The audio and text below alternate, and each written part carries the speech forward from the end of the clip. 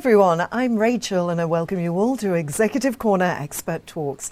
Today I'm speaking with 𝐊𝐴𝐺 Ghajarnia. 𝐊𝐴𝐺 is the founder and CEO of 𝐶RINAC, a product development company. Here at 𝐊𝐶𝐤𝐴𝐺 we bring you industry leaders, successful business owners, market and equity advocates, all under one roof to help you discover the insights of the stock market and help you understand how you can create multiple passive income streams. A very warm welcome to you today, 𝐊𝐴𝐺. Thank you very much. Great to speak to you today. Now, firstly, what can you tell me about 𝐶RINAC? What inspired you to launch this business? We always like to work with startups and individual inventors to help them bring their ideas into life. That's something that I was working towards in most of my professional career, doing the product developments and bring some great creation and innovations into life. So that's something that I loved, and I love helping others to bring their dreams into life. Excellent. So what are the key product development strategies that you follow at 𝐶RINAC? Before starting 𝐶RINAC, we have started another company called Dream Launch, and that's, as its name says, we help people bringing their dream into life. What we realized working with most of these inventors and startups was that as they're saying, hardware development is hard, and there's a very long and overwhelming process that someone needs to go through, from ideation into concept design, engineering, prototyping, and commercialization, which we try to cover and help them sort of end to end. But the issue we found out was that one of the main points that lots of these people stuck in and have issues is mainly in the end of the process, when they have the design or prototype, but they don't know how to bring that into a manufacturing. So they really manufacture the product that they already designed or they dreamed of.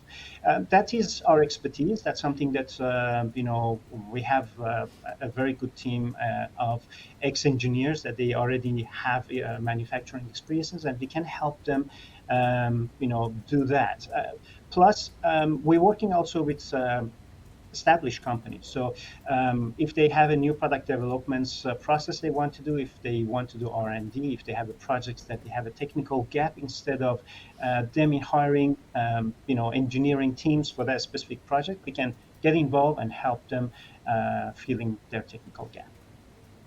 So what made you make the leap from Dream Launch to 𝐶RINAC, and how was that transition? The main reason, as I said, was that we found that that end process, when you have all your design and developments ready, is crucial. So you need to know how to bring a product into the manufacturing, what is important in there, knowing the language of manufacturing, knows what's important in terms of raw materials that can be used in manufacturing, the design details, which is important when you give a design into the manufacturers, or the processes that needs to consider. So those are the things that we are considering when we do the product development ourselves, not only focusing on the product, but the whole journey. Knowing that helps us a lot to make sure that the product we develop or help designing and developing can be manufactured later. And that is the focus and one of the main reasons that we are transitioning from Dream Launch into 𝐶RINAC, to helping in that end section, mainly supply chain and setting up for manufacturing. And you've mentioned it slightly there, but in your opinion, what do you believe is essential to develop a product successfully? Apart from the whole process of product development, what is very important, and I say to lots of our clients when we discuss with them, is focusing on their market. Because when you have a dream of a product, an idea of a product development, of course, one thing that can be easily forgotten is looking into who going to be your final customers, who you want to sell this product to, what their needs are, what what's problem you want to solve with this product. So there is the process called customer development. That's something very important that anyone working on new ideas needs to doing. And that approach tells you a lot about what you need to consider in your product in terms of definition and functions and features, which when you have the product ready, then your market wants. About 80% of the product failures, and that's a very, very big numbers, is because there is no need exactly for the product that you develop. And that requires those attentions to the market. Well, that absolutely is a large figure for people to consider. And looking at the case of startups, Howard, what's your expert insights into ideation and how to protect valuable ideas that someone might have in the case of a startup? There are five important parameters for any startups that needs to consider. One, and very important one, is of course idea, but then there is teams, business models, funding, and timing.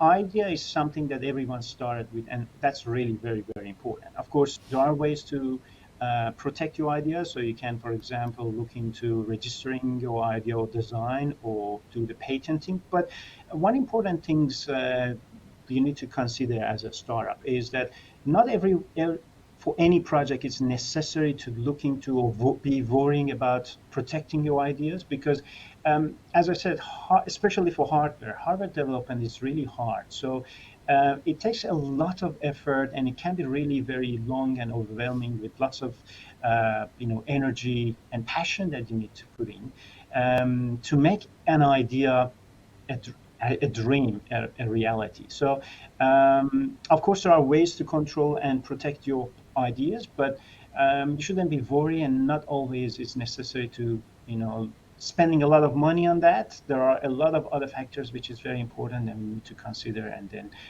that give you success.